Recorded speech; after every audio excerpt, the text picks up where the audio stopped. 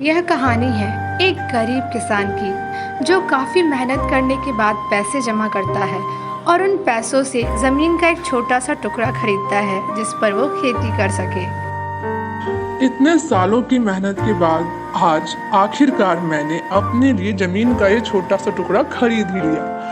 मैं इस जमीन के टुकड़े पे बहुत सारी फसलें लगाऊंगा और खूब मेहनत करूंगा और इस जमीन से ऐसी कई सारी जमीनें खरीद लूंगा। इसके बाद किसान फसलें लगाने के लिए उस जमीन पर खुदाई शुरू कर देता है।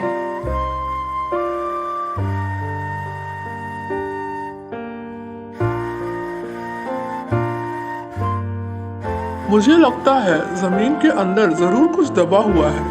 थोड़ा और खुदाई करके देखता हूँ कि आखिर ये क्या है।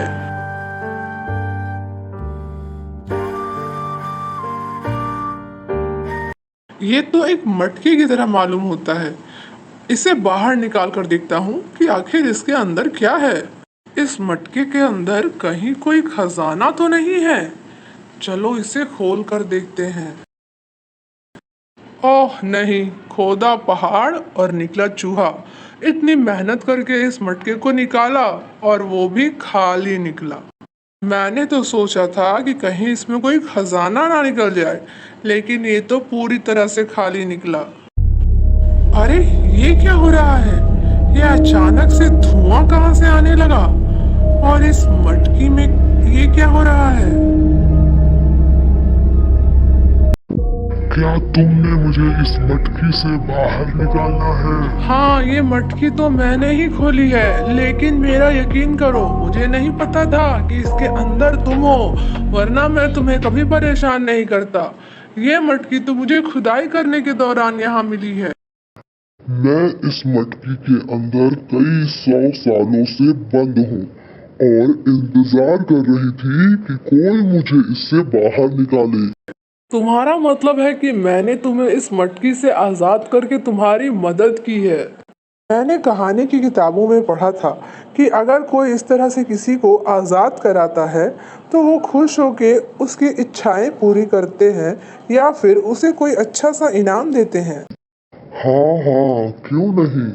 तुमने मुझे यहाँ से इतने सालों के बाद आजाद कराया है। मेरे पास भी तुम्हारे लिए एक इनाम है और वो इनाम है मौत का इनाम। तो इसीलिए क्योंकि तुमने मुझे आजाद कराने में कई 100 सालों की देर कर दी। अगर तुमने मुझे उसी वक्त आजाद कराया होता तो मैं भी तुम्हारी इच्छाएं पूरी कर देती, लेकिन अब मेरे पास तुम्हारे लिए सिर्फ मौत है और कुछ नहीं। हे भगवान, ये तो मैं बहुत बड़ी परेशानी में पड़ गया हूँ। आखिर क्यों मैंने इस मटकी को खोला?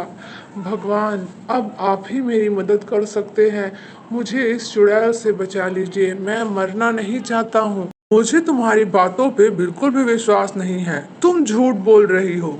तुम इतनी बड़ी चुड़ैल होकर इस घड़े में कैसे कैद हो सकती हो? तुम मुझे मूर्ख बना रही हो। नहीं, इसमें कोई झूठ नहीं है। कई 100 सालों पहले एक पंडित ने मुझे धोखे से इस मटके में कैद कर दिया था और तब से लेके आज तक मैं इसी मटके में कैद थी। ठीक है, तो एक काम करते हैं। तुम अभी मेरे आंखों के सामने वापस इस मटके में मुझे जाकर दिखाओ।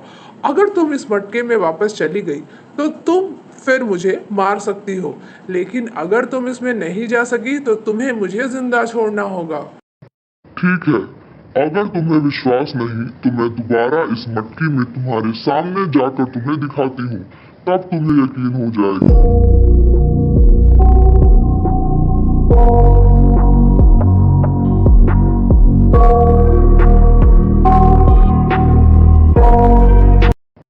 देखो, मैं वापस इसी मटकी के अंदर आ गई हूँ जहाँ मैं इतने सालों से कैद थी।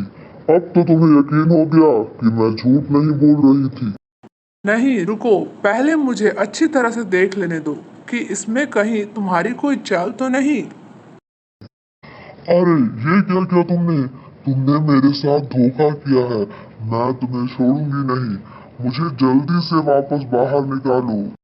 इस तरह किसान ने अपनी सूझबूझ और चालाकी के कारण उस चुड़ैल को वापस से उसी मटकी में कैद कर लिया और अपनी जान बचाई।